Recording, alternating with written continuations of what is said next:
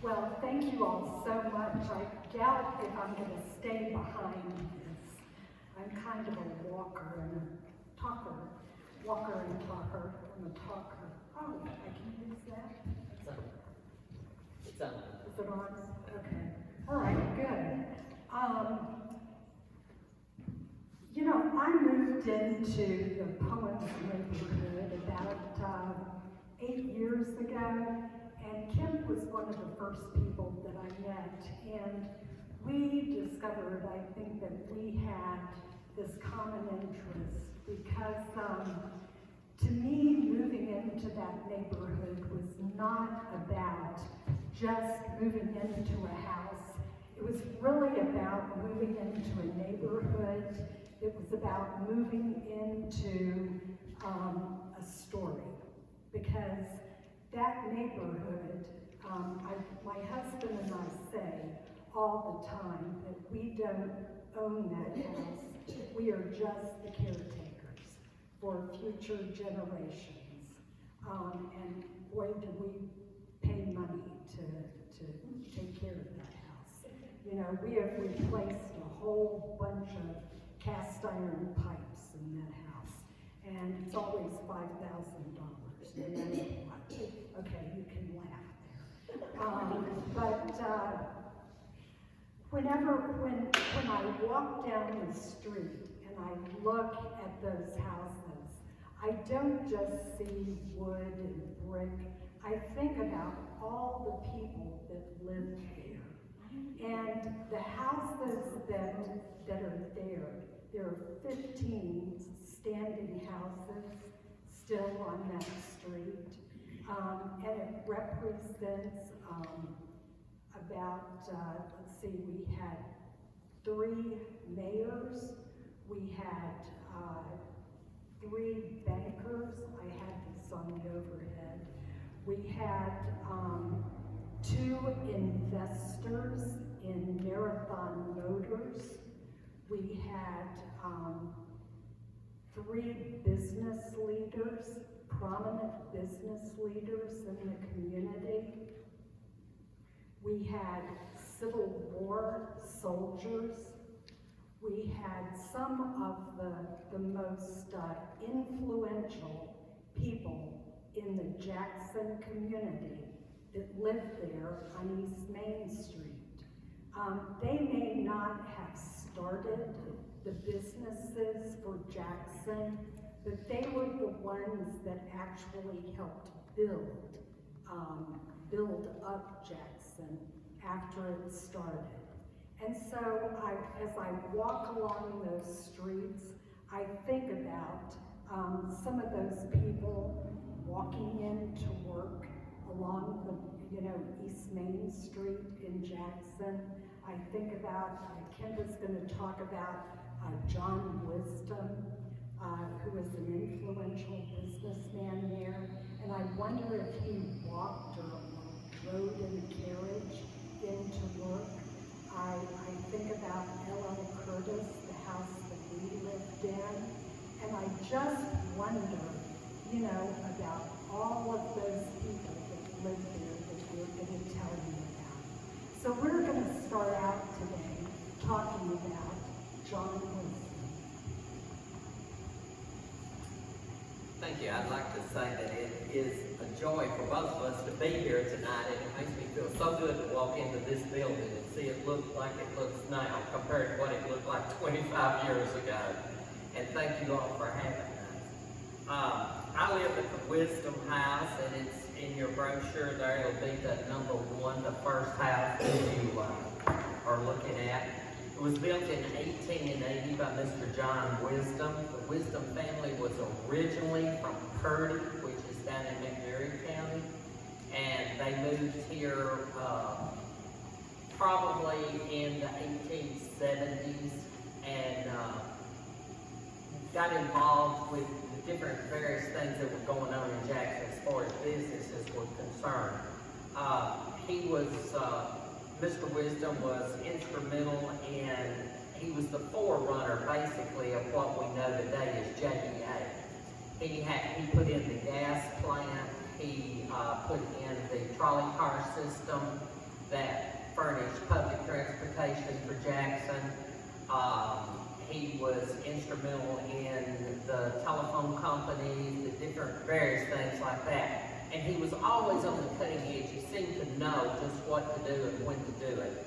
And like with the telephone, for instance, originally there was only 6 telephones downtown, from what we understand, and they ran between the banking establishments. I guess to call each other to tell them if there was a robbery in progress or something. But anyway, he thought, this has nowhere to go but to expand. So he decided that he would have a telephone put in at the Wisdom House, so he could call Miss Kate and tell her when he was coming home for lunch. Well, he knew what he was doing. He knew when Miss Kate Wisdom got a telephone that everybody else was going to want a telephone in the house too, because Kate Wisdom's got one.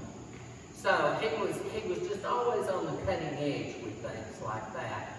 And like with the gas company, he saw a need for that because of the lighting and the various things.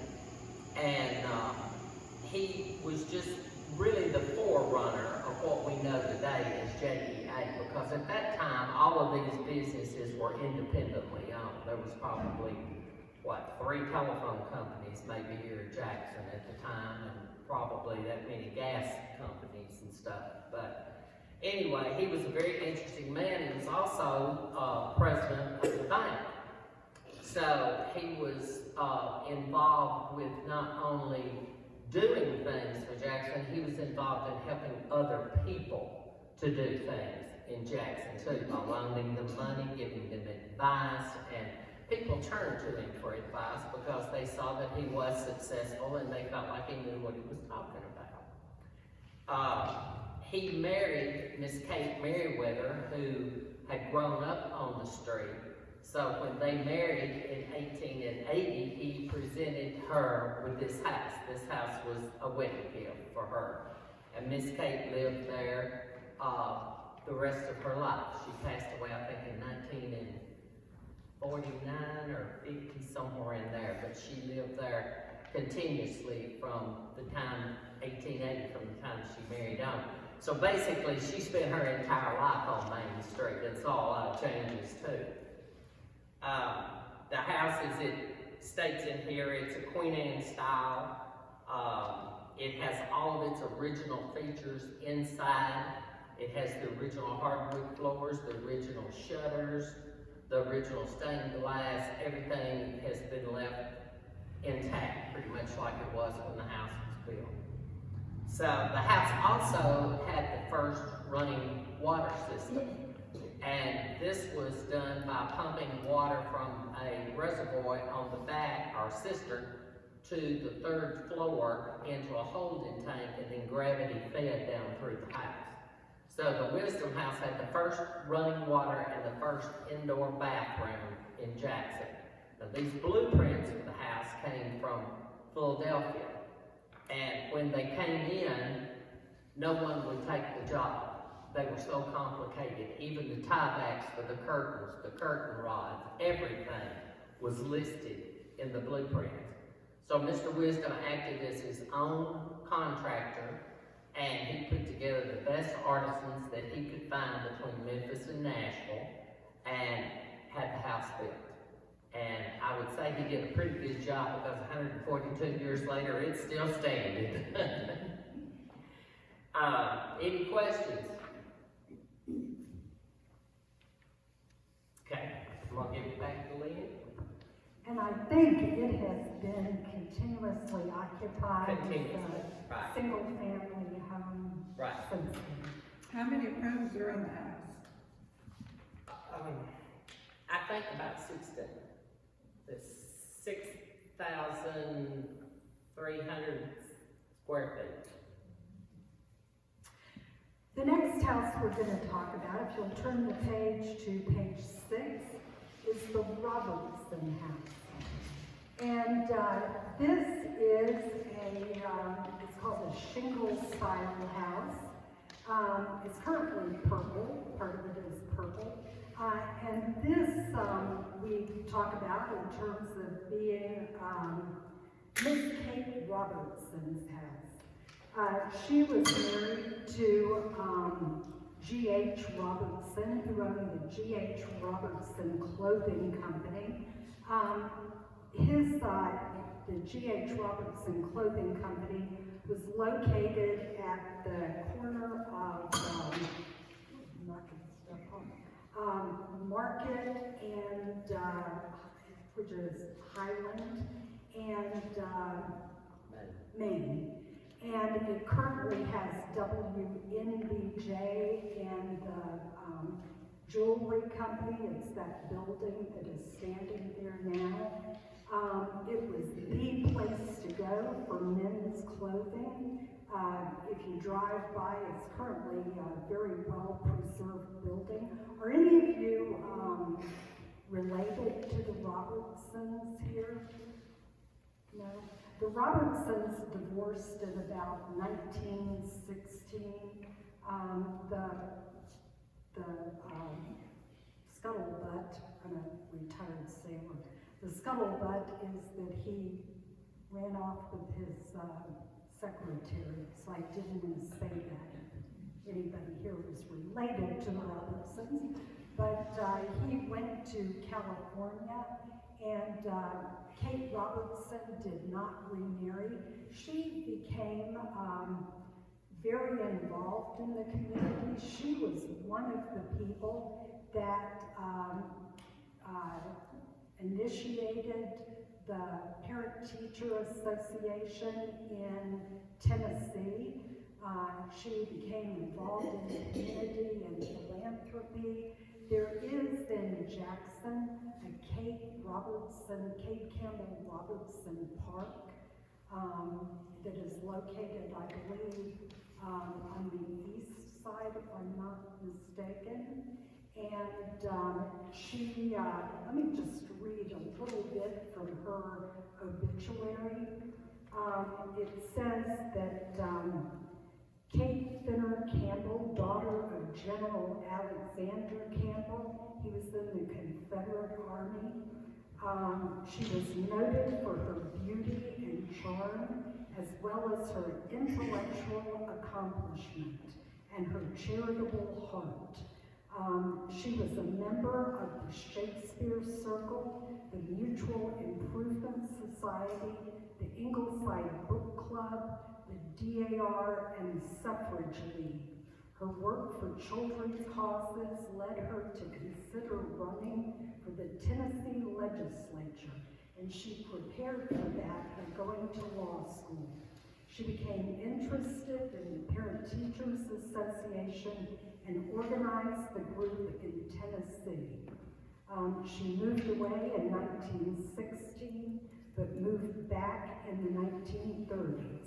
She wrote books, stories, short stories, and one novel. So she was a very accomplished woman. She had 4 sons. One of her sons served in the Foreign Service, and if you read his bio, kind of with a practiced ear, it sounds like he very well may have been a spy rather than just in the Foreign Service. Looking at his movements, he was in Brazil right after the World War II, which is where a lot of Nazis fled to, and so it looks like he may have been doing some Nazi hunting, but he came back to Jackson, and he is actually buried in Riverside Cemetery.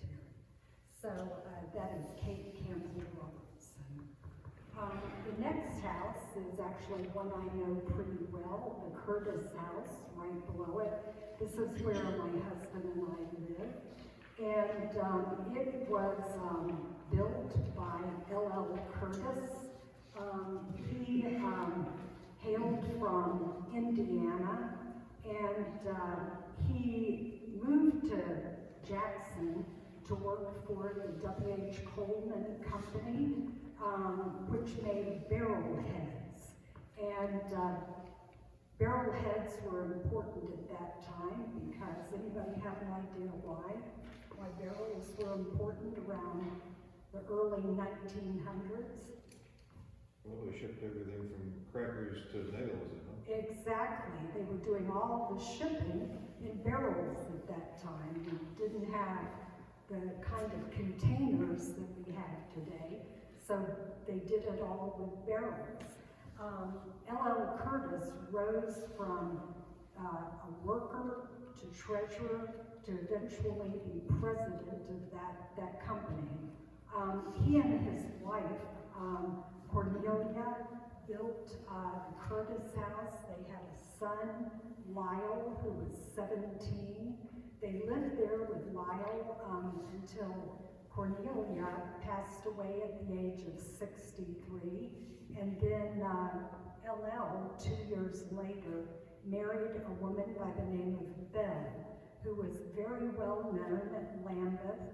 She was a music teacher and brought something called the McDowell Music Appreciation Group here to Jackson. Very likely the forerunner of some of the more formal music. I'm not sure if it was the forerunner of the symphony, but the McDowell groups all over the U.S. Eventually became very well known for bringing symphonies to their area. At the age of 65, Belle died, and LL married a good friend of Belle's by the name of Floyd Rowe, and she was much younger still, and she was about 30-something, and unfortunately, or fortunately, LL did not outlive her. They were living in, or they were staying in El Paso at the time. The Curtis house at one point, well, it has a ballroom on the 3rd floor that I now use as a quilting room. But the story goes that when the house was built, Mrs. Curtis said, "I have to have a ballroom on the 3rd floor."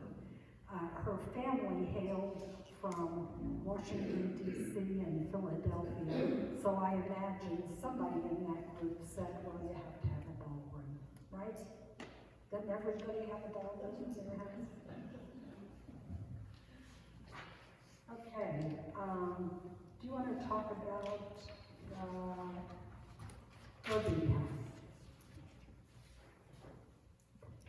Okay, the Irby House is listed as number 9 in your brochure there. And it's a very interesting house, and when you see it, it looks like it was picked up off of a street in New Orleans and brought to Jackson. It is very, very southern looking. It is an Italian-made house in design, though. And we're not sure exactly who built the house. It is named the Irby House because Dr. Irby occupied it the longest early on, but he did not build it. He was a teacher and was one of the, was instrumental in the college in McKinzie, which is now Bethel College, and then he was offered a position here in Jackson at Union, and so he moved here and became the math teacher, I believe, at Union University, and was a very respected person. He and his wife didn't have children, and when they passed away, the house was left to their nephews. So the house then was later sold and has changed hands a couple of times. And he also was a teacher in Bible studies, and it tells you there about how much he was beloved by his students and how much of an impression that he left on them. And I think that's true because I've heard people comment about Dr. Irby and what an influence he was and what a sincere person he was, you know. And it's probably why he didn't have children, so, you know.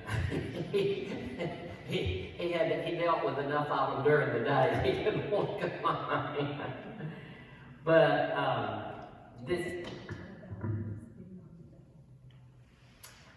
yes, I hope I can remember this. We don't have all of our notes because we part up with the projector and stuff. But he was injured at Perry, in the battle at Perryville. And he lay on the battlefield, I think all night, and his to-be wife found out about it and sent for him to be brought to their house so they could see if they could save him, and they did. And how long was it? Not long. 2 months. It was quite a while before he was out. But anyway, long story short, they wound up getting married. And then a day or two after they married, he went back into active duty. But fortunately, this time, he wasn't injured again and came back. But that's a very interesting story about it. And we'll try to have some more details on that a little bit later on, maybe a better compiling of that. Yes? There's also a street named for him between College Street and Yes, Washington. yes. And that would have been a street that ran on the campus at the time. So it was named in honor of Dr. Irby. I live right catty corner from that. Oh, okay, yeah. I've seen Yeah. that. Yeah, it's a very short street, but it was a street that connected the college, the street there that ran through the college property at the time. So it was named for him. Yeah. Any other questions on the Irby house? Do they still have a fish pond in the back? When it was a fraternity house, they had a little pond with goldfish in it. I don't think so. I don't think so. Thanks to feed the fish. Yeah, yes, it was a fraternity house there for a while too, so it has been well used by numerous people.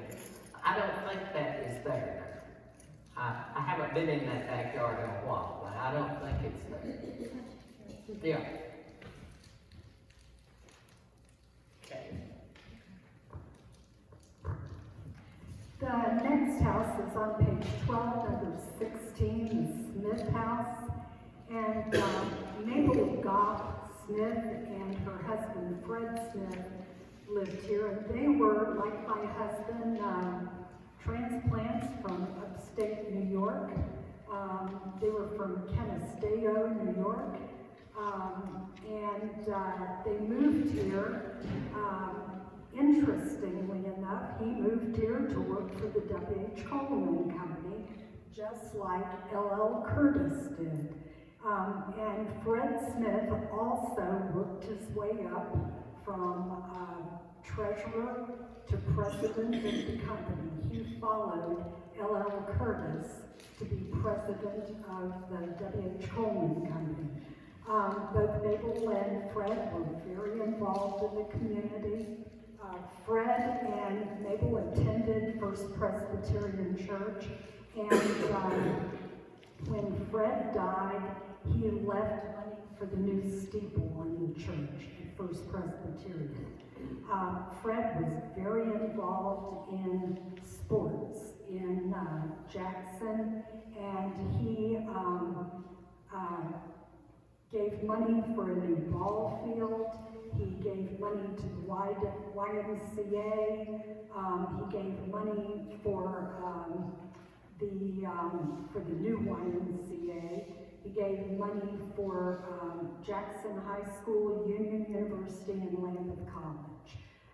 Evidently, he was very instrumental. I'm not sure if he was the chairman or president, whatever it might have been called, for the Jackson Jubilee in 1923, and the newspaper article I read said that Jackson celebrated with pageantry, dances, concerts, and children got out of school early, and the entire city celebrated for a whole week. So that was in 1923. Anyway, that is the Smith house. Their son Goff, their only son, was in the Army during World War II. He had degrees in business and engineering, and he worked up in Michigan. He has since passed away, and his family lives up in Michigan, and so there's no more connection with Jackson. The next house, Kemp has already kind of mentioned this. This is the Hurt house here, just below number 17. And really, the Hurt house is probably not the correct name for this. It should be maybe the Merriweather house. I think the Brown family may have built it. We've been told in later years that the Browns were the family that owned the brickwork company here that made most of the brick that built the store buildings and stuff downtown. And from what we've been told, that house is where they originally lived first. Then it was sold, and the Merriweathers bought it, and the Hurts bought it, and it just, all of the houses on Main Street are not exactly named for the people that built them. They were named for people that occupied them the longest or were the best known, I guess. The Browns owned the brick company and That's built what frame we've been house. told. But I don't have a lot of history on that because I can't find anybody that's a descendant, you know. So I don't have any concrete history on that yet. Maybe something. They called them that pretty much in the 60s, all the ones I remember. Do what? They called them these names in the 60s. I lived on College, 2 streets over. Okay. Knew people there, and they called them these for a long time ago, these names. Yes, they did. Yeah, they call it's like I said, they're not necessarily named for the people that built them, but for the people, the families that lived there the longest, that were the most familiar, you know, to the group. Like you said, the Curtises moved away, even though the house still goes by the Curtis house, they did move away. Some of these families did move away and that were original to the street and were just basically forgotten about. Other families moved there and stayed there for 20, 30 years, and so the place became known as their name. The Hurts were an interesting family. Major Robert Bailey Hurt was the state legislature. He was a state representative. He was also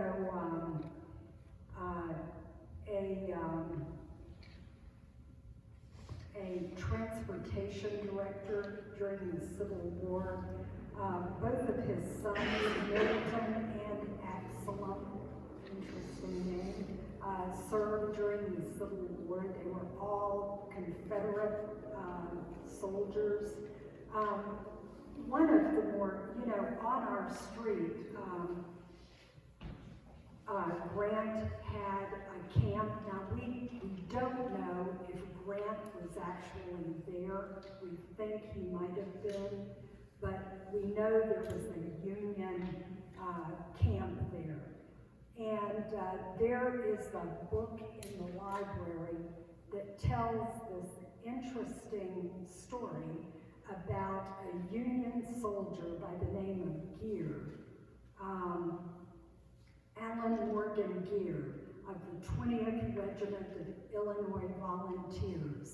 He used to go to the Hurt home and borrow books from Mrs. Hurt.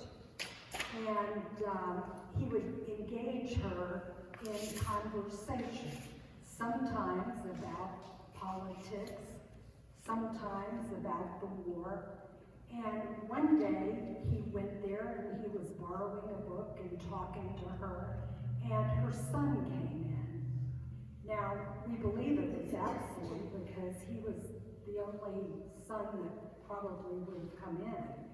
And he was in civilian clothes. And he said he chatted with him, and they had a pleasant talk, and he left. So it leaves you to wonder, did he know that Absalom was a Confederate soldier? Or and ignore it? Or did he not know he was a Confederate soldier? Or did he just not want to accept the apple cart and keep on getting his books?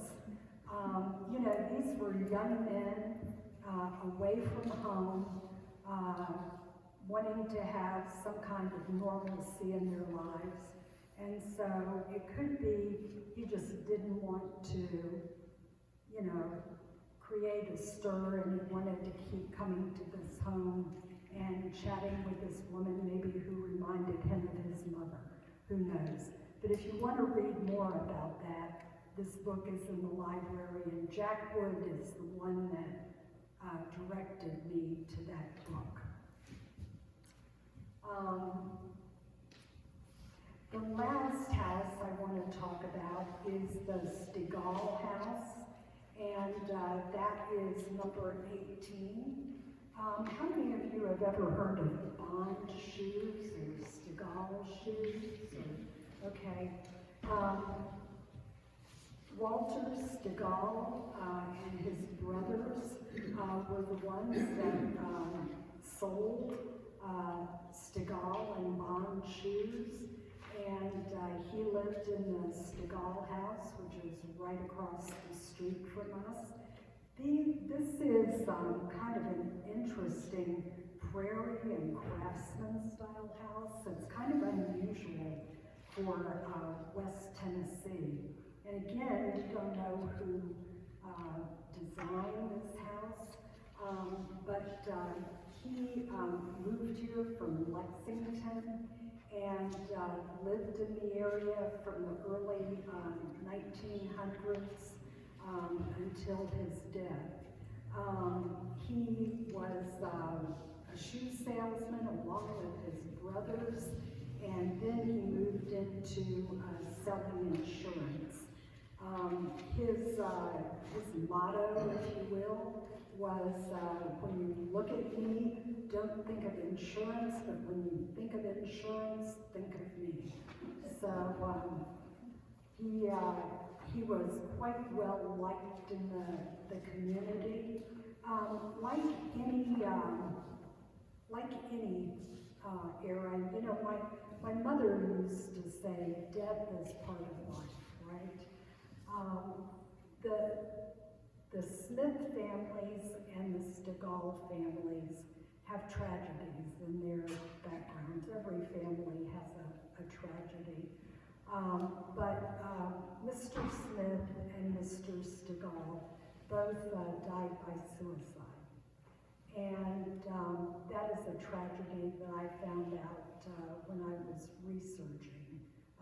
Mr. Smith, I heard from the neighborhood. Mr. Stigall, I found in the newspaper. It was public, made public. But when I think about tragedies in families, of course, every family has a tragedy. Every neighborhood has a tragedy. But again, that's part of the story of our times. But when I think about our neighborhood, I look at the totality of it. We have so many wonderful neighbors. I look at Kemp and Mickey, and Harry and Jerry, and Jim West have lived in that neighborhood for over 40 years. And I still want to get them on tape talking about the neighborhood. who knows what might come out there.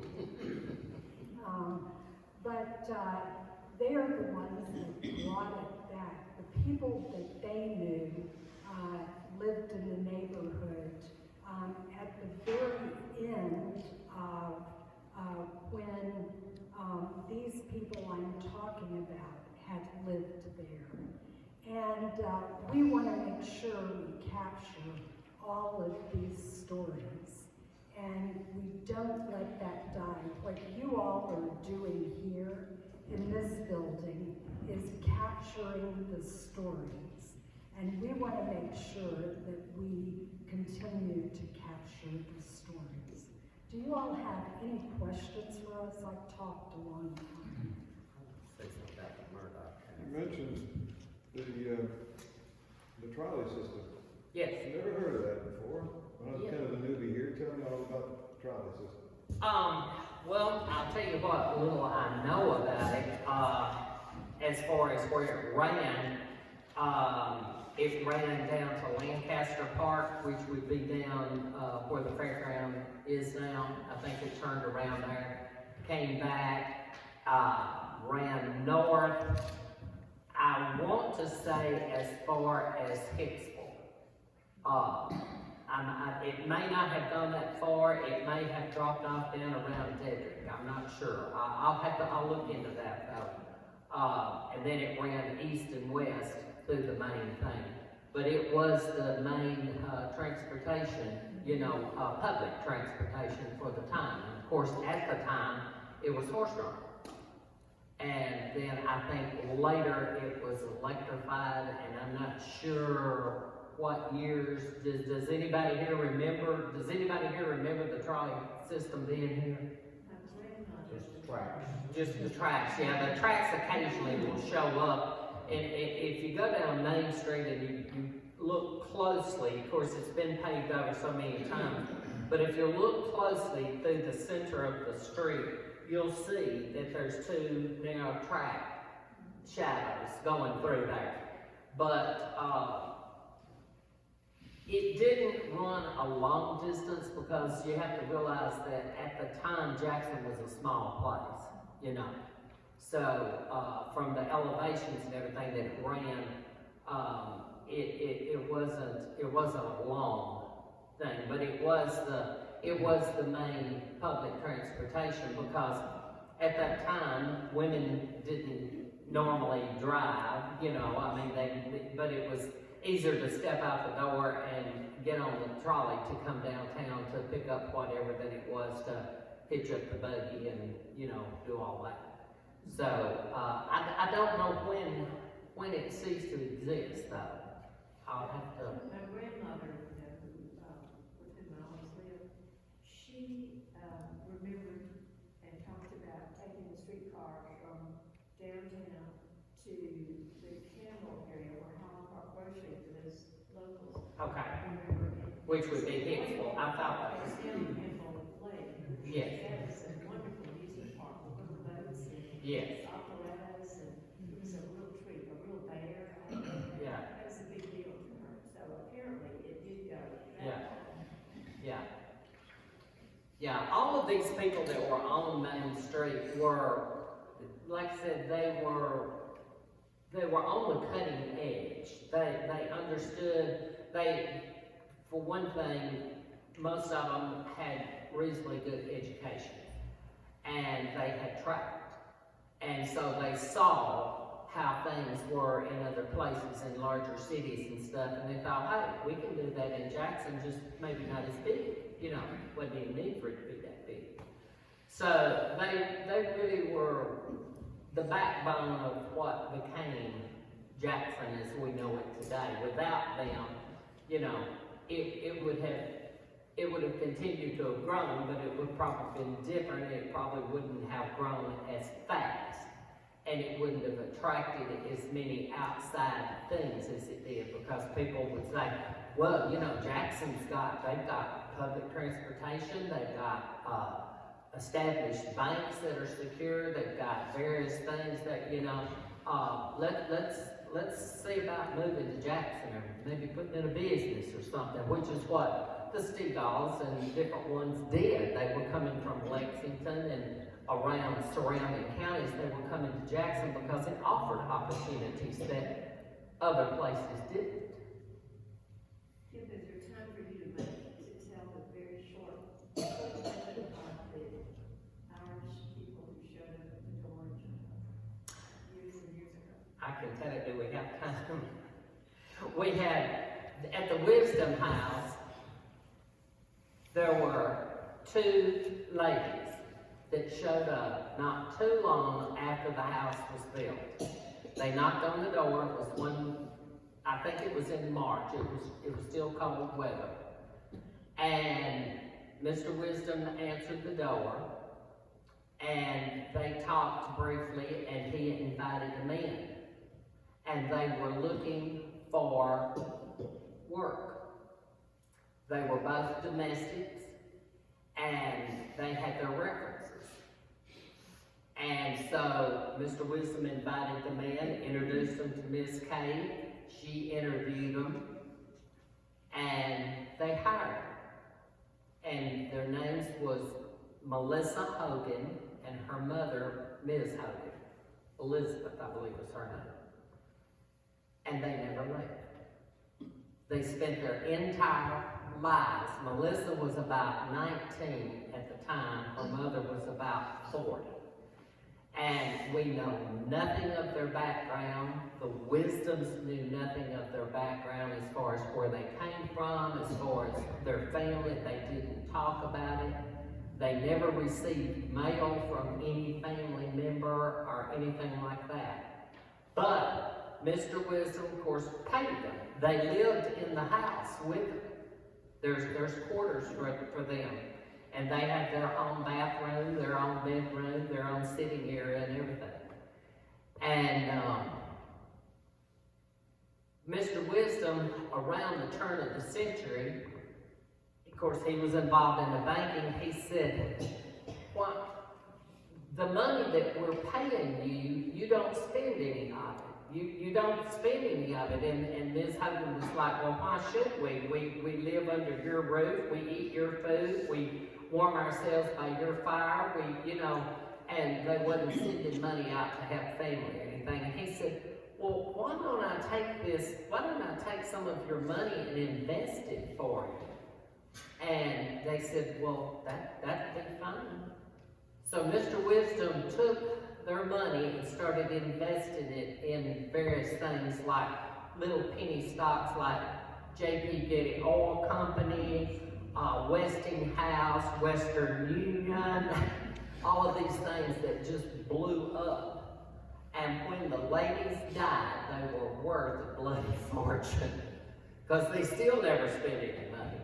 Having no heirs and no immediate family, everything they had went back into the Wisdom estate. And both of these ladies are buried on the Wisdom lot in Hollywood Cemetery. Did they not go to the movie? That he would buy them. Melissa liked to go to the movies, so he would buy her, every month he would buy her a book of movie tickets so she could go to the movie to see the movie. But they didn't spend anything. I don't know, we never know. There's been speculation that her husband was maybe killed during the war and she was left a widow. And, at that time there wasn't a lot of opportunities for women to have a career of any kind. But they came from Holly Springs. That was the last known address that they came from, was Holly Springs. So if anybody here knows anything about Ms. Hogan's family, I'd love for you to share it with me. But they were very, very well loved and respected. Of course, they raised the children. They did everything, they lived right there in the house with them. And Melissa, the daughter, was the same age as Ms. Wisdom, and they died within a year of each other. Did they live on the top floor? No, they lived on the second floor. I'd like to touch on the Murdoch house here just a minute. That's going to be number 21. The Murdocks were a well-known family here for a long, long time, and they were in the grocery business and stuff. But one interesting thing about Mr. Murdock, he was also a traveling salesman. And guess what he sold? Cut glass. He was a cut glass representative for different well-known cut glass companies, and he traveled all over and went to places, you know, Memphis and that different places with his items to show the quality and stuff of the company, you know. And I thought that was really interesting. I mean, you know, I've never known of anybody having a job being a cut glass salesman, but it makes sense.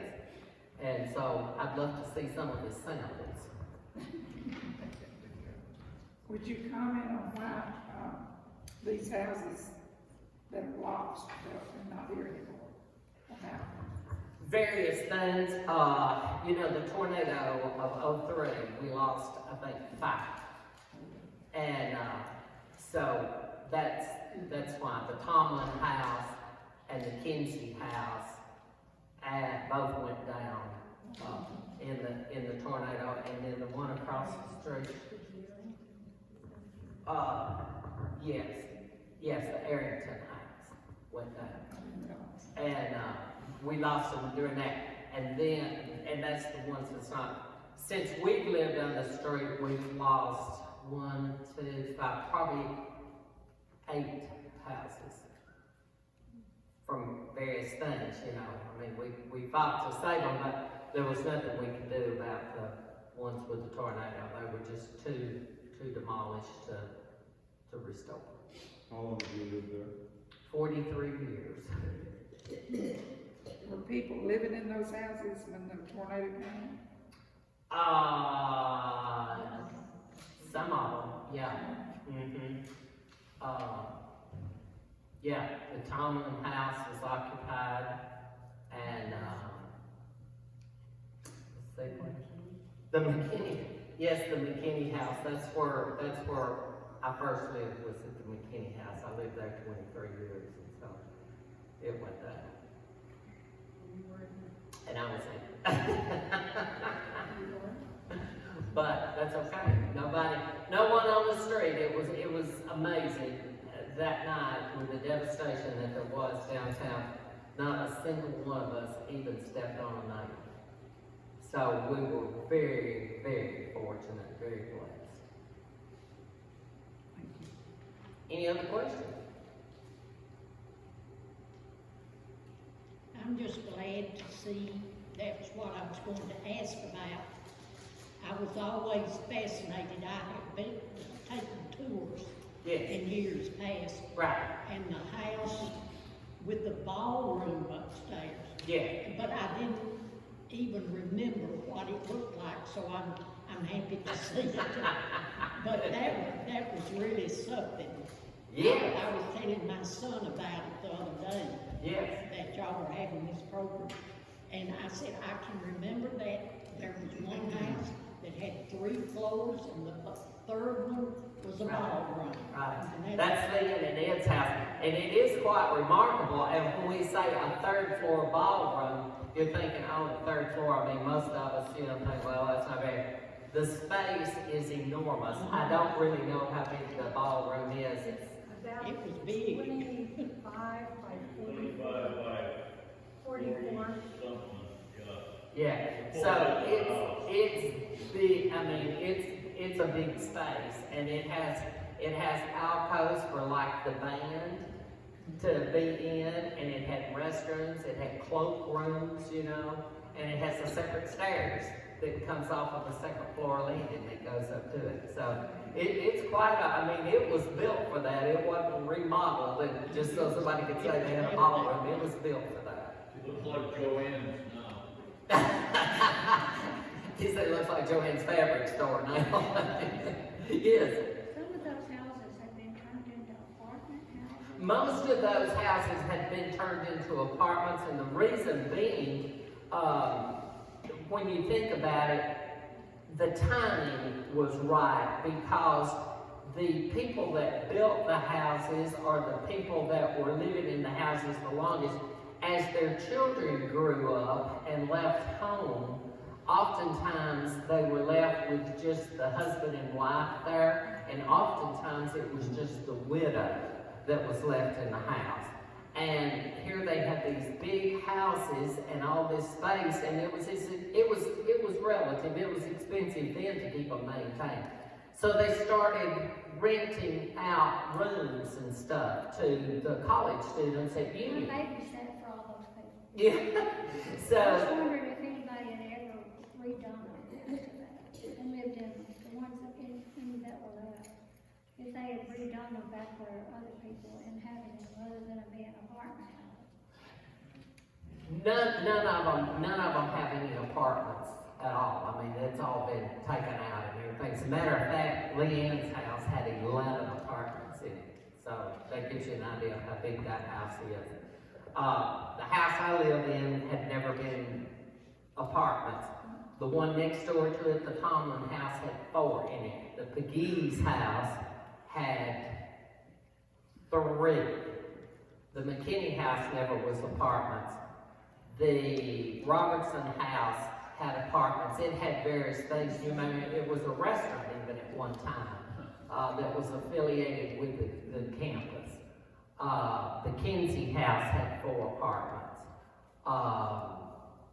The Polk house at the end of the street, she rented out light housekeeping rooms to a lot of the teachers that would come there came just for maybe a semester or for a year, and they didn't want to invest in anything or move a lot of stuff, so they would rent from these. And this helped keep the houses up. It helped pay the utility bills, and it's probably one of the things that saved them, even though it was detrimental as far as the architecture was concerned. That could be replaced, but had it not been for that, probably several of the houses would have just gone completely down because there was nothing to keep them up. Then West Tennessee Business College rented at least about 3 of the houses, and their student body lived there also as people from out of town, light housekeeping and so forth. Well, Union left, West Tennessee Business College left, the houses were big, and they were already divided into multi-units, and as a result, unfortunately, most of them sold to slumlords. And that was what caused the decline of the street, was people buying them cheap, moving them in, not keeping them up, and, storing. So that was one of the reasons that we were interested in Main Street in 1980, was when we looked at it, we knew it only had one way to go, and that was up. It was as far down as it could have gone and still been standing. So Ms. Oglesby, May Oglesby, lived in the house where we live now. And Miss Alvy Peters, who lived in the Robertson house, were the only 2 anchors that there was really in the neighborhood. And so I have to give credit to Harry Saunders, because he's the one that really got the ball rolling. He bought the Irby house. He invited me to come and see it. I was enthralled with it, and the bug bit me, and so the rest is history. Any other questions?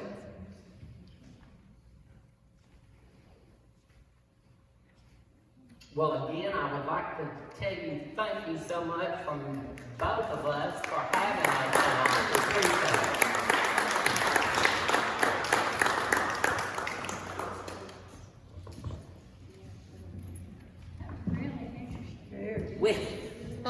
Well, maybe we can get it more in depth and make it more interesting.